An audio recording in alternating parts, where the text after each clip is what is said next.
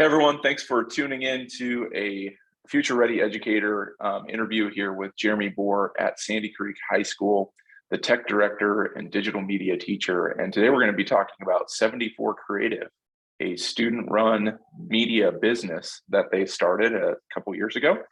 Hey Jeremy, how's it going? Yeah, pretty good, Taylor. Thanks for asking me to talk here. I hope I can give some good insights. Yeah, I think we're posting this, kind of sharing this in our entrepreneurship and innovation space, but it crosses over to lots of other areas. And we want to just hopefully provide value to those of you who are starting an entrepreneurship class or want to start a student run business. Learn from Jeremy. And when Jeremy's in the community, he can help answer any questions or you can reach out to him. But I want to start off. How did the idea for 74 Creative come about, Jeremy? So, man, it was quite a few years ago, like 2018, where she doesn't work here anymore, but an art teacher had a really good graphics program, and I did some digital media, some video stuff, and we had, she had an idea and I liked it to start a business. And back then it was just going to be like the graphic design, video production. And then she left, took a different job, and so it kind of fizzled. We had some students that most of them that started it that year were seniors, and so it just kind of went stale. And then COVID hit, and it kind of just, I had time to actually think and like, what can we do when we get back to normal? What can we do? And so I thought this would be a really cool thing to kind of resurrect and bring back. And at that time, we'd had enough staff change that we had, myself still doing the digital media and some design stuff. And we had a new business teacher who was into the marketing, which kind of fits right in to that. We can make videos and graphics that help in the marketing side. So she was really good with the marketing side of things. That's not something I had experience with. And then we also had a new shop teacher who was big in what we call advanced manufacturing and precision machining, which there's a huge need for. And so it's kind of a weird combination, but it's what strengths we had. So I would say, like, when we did this, it was more about just finding the strengths you have on staff and what your kids are interested in so that you can do it. So everybody, if you're starting one, everybody's business is going to look different depending on what your skill sets are at your school. Yeah, I love that. That's really good advice. And you want to share a little bit about an NCAPS school, your career pathway program. So it kind of fit in that area too for you really well. Yeah. So the NCAPS are our career pathways program. All our juniors and seniors get business mentors in their like what we try to call passion areas, something they're passionate about. And so this fit and ties in a number of those areas. So kids can have real world experience, whether it's operating the business side, the money side of it and kind of how we get clients, or whether it's the production side of the business, in the shop or in the video or graphics and things like that. But we're offering those students, real world stuff, because before in my class or before in the advanced manufacturing, we would make things, but it was just kind of for our own consumption. And now we're actually making something that benefits our community, benefits clients outside our community. Even we've kind of branched out in different places. So they get to see their in the real world. Awesome. Can you walk us through establishing and structuring the actual business? What challenges did you guys face setting it up as a business, and how did you kind of overcome those challenges? Yeah. So, some of the challenges really just finding the staff members, because I knew what I wanted to do.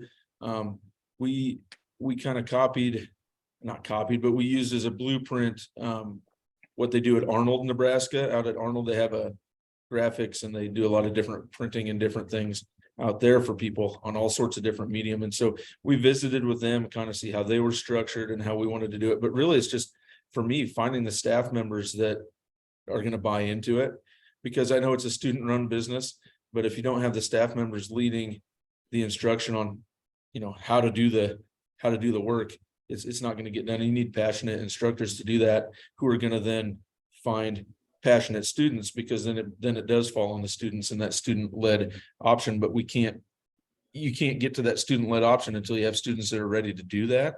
So that's probably a big challenge, is getting the instructors and getting the teachers to buy into it so that they know that it's valuable, because it is going to be something extra, right? It's something on top of my regular teaching duties. It's something on top of their regular student activities. So it's finding those kids that really want to do it. And then honestly, one of the big challenges too is letting go of it. Because like I can be a micromanager and I can be I want everybody to do it my way. And then it's not really a student run business if that's how it works. And so giving the students that freedom to just go with your guidance and your support, but with that. And so structuring it, and just some of the one other challenge we've had is we would love to have a class period where all our 74 creative teachers and students were together, but we haven't been unable to do that. We're just not, doesn't work in our schedule. So finding that time when the kids are working on projects and when they're working for clients and doing that can be a struggle. Yeah, that's phenomenal. Just kind of insight for teachers to understand. So what I'm hearing you say is it's not necessarily integrated into the curriculum or the regular teaching, right? This is on top of, and maybe there's some class time, the way your guys' structure is built to work on it, but there are also other things that the teacher is trying to, teach these students in those classes, right? Right. So, I mean, for my example in digital media, I've got kids of all skill levels. And so some kids really want to be in 74 creative, making videos for clients, but they're not there yet skill wise. So I've got to work with them in class to get them there. But then I've got my advanced kids who they'll use class time to do 74 creative stuff and be able to do that. And then sometimes it's after school or in different times of the day too. But we don't have a 74 creative class, but my digital media classes, we have a business class that's dedicated to that side of it. And we have machining classes or manufacturing classes, but there's just nothing together where all of us are together. But the projects do get done inside of class time as well, just not in a strictly 74 creative class. Yeah, you kind of answered the next question is how do you onboard students to participate in it? It sounds like there's some base skills that need to be learned in the classes in order for them to move up. Is it a junior, senior only option to be in or you open it up to all? It's anybody. I've got some junior high kids that have done things for us. It's if you've got the skills to do it, we're going to include you in it. We really think it's valuable.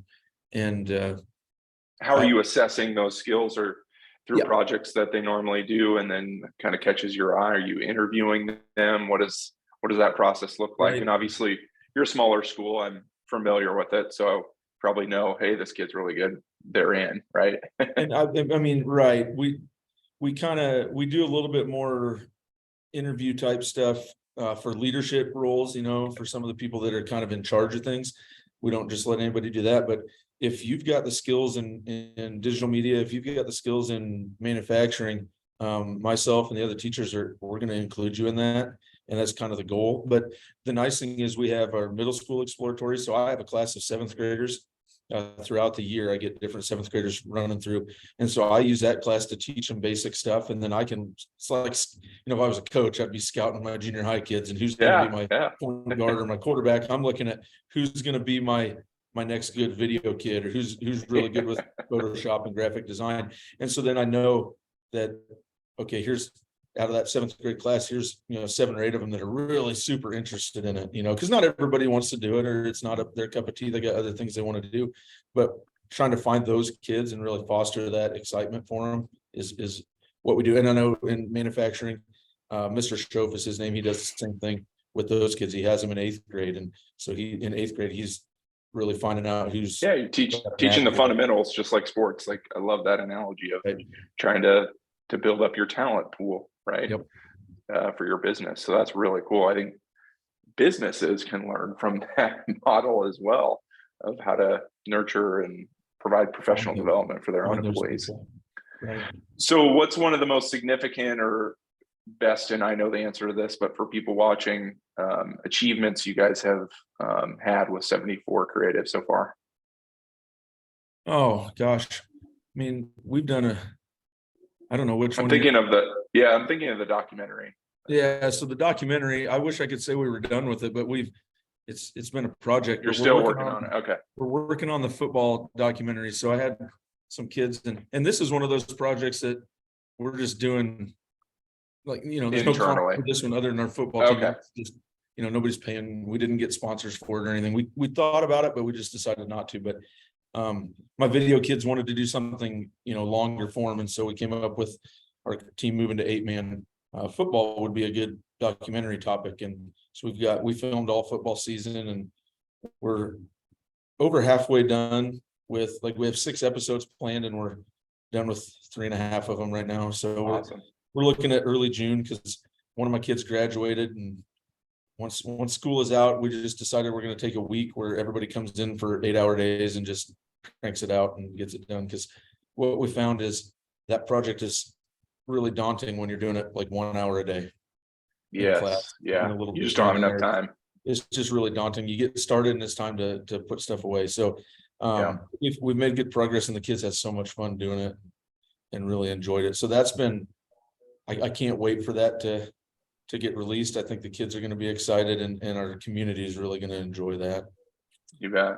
Yeah. How about a client facing project then? Yeah. So we've done lots of different things for clients. On the video side, we've worked and created commercials, or marketing videos for social media and for TV for Broadstone Healthcare, for B-Bar-L Herefords in Juniata, Nebraska. We've done stuff for our state senator, Dave Merman. We've made some PSAs for him. Oh, nice. So really just kind of wide ranging stuff there, and lots of different, and then lots of local clients too, that we have that really support us. And we just kind of fill a niche where there's not a lot of video production companies in this part of the world, and the ones that are out there are like on the high end side, and local businesses can't afford to do that, but they're more than willing to have our students come make content for them that they can use for their business. And the machine shop side, one of the coolest projects we ever did was, we have a laser machine, CNC laser engravers, and we worked with Metal Quest out of Hebron, which is a big business in the parts machining world.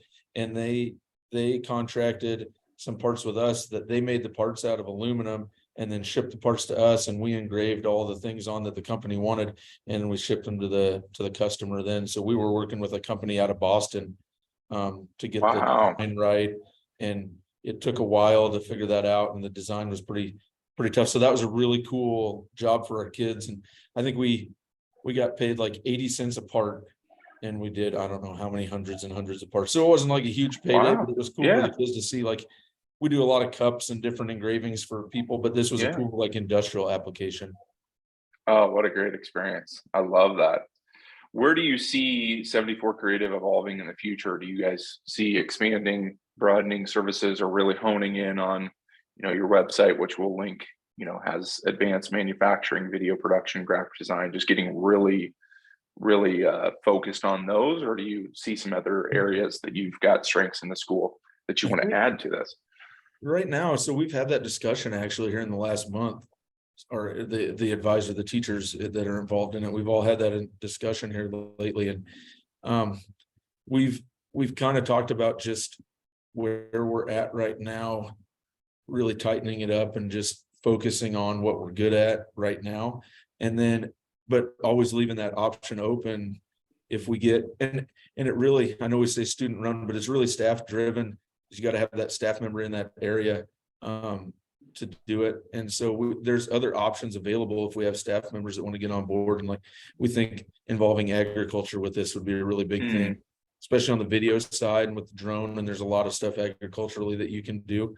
But we just got a new ag teacher, and she's just not quite there yet. She's getting her feet wet, yet. And so we don't want to burden her with that, but we're always on the lookout for like, what program could we add that would be valuable, not to us, but valuable to our community. And, so the agriculture area would be one that I could see us expanding to. Yeah, that's really cool. Always good to think about those things, but also, as I've learned over the last decade, to make sure you're focused on the most important thing and what you're really good at. Otherwise, you spread yourself. Yeah, that's awesome. Well, based on your experience, as we kind of wrap up, I want to kind of keep these short and sweet and high impact and valuable. And you definitely provided that. What advice would you give educators who are interested in implementing a similar student-run business model at their school? Yeah, I mean, if you've got the staff that's willing and the kids that are excited about it, I would tell you to do it, and start small. Don't try to do everything all at once. do one or two things that you can be really good at and that provide a service to your community, and really go on those. Don't try to do everything all at once. And then there's other schools, we do this, but we went out to Arnold and toured that facility and how they do things. There's other schools that do this. Reach out, because Arnold was, I still talk to their sponsors, on occasion. There's not a huge community of these, but the people involved in it are very passionate about it and are going to help you. So don't try to do it on your own either. Find out what other people are doing. And that's a great cue to why we're starting Future Ready Educators, and why we want to bring teachers like Jeremy together and the teachers of Arnold, and we're connecting with other entrepreneurship teachers across the country to share those ideas and models, so that you can maybe move a little bit quicker than Jeremy had to do in that lull that you had from when you first started. And obviously there was uncontrollables, but it probably allowed you guys to reflect and kind of reset a little bit with it. So really cool. Thank you, Jeremy. You're off. He wears multiple hats. He's wearing a hat right now, but he's going to time a track meet on top of all the amazing things he's doing with 74 Creative and the Pathway program around digital media. Thank you, Jeremy, for what you're doing. Keep up the great work, man. Yeah, thanks, Taylor. Appreciate it.